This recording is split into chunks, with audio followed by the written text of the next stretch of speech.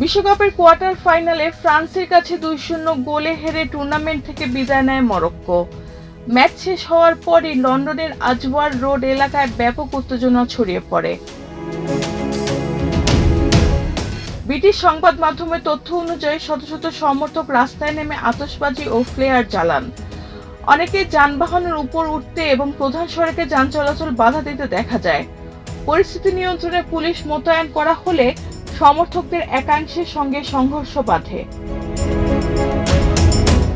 Metropolitan police জানিয়েছে, এই ঘটনায় কয়েকজনকে গ্রেফতার করা হয়েছে। সংঘর্ষ অন্তত একজন পুলিশ সদস্য আহত হয়ে হাসপাতালে ভর্তি হয়েছেন।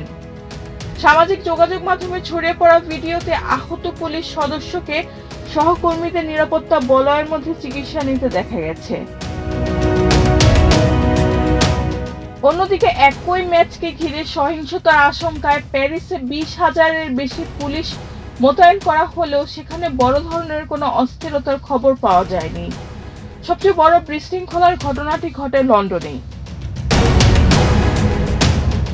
ফ্রান্সের কাছে হেরে বিশ্বকাপ অভিযান শেষ হয় মরক্কোর।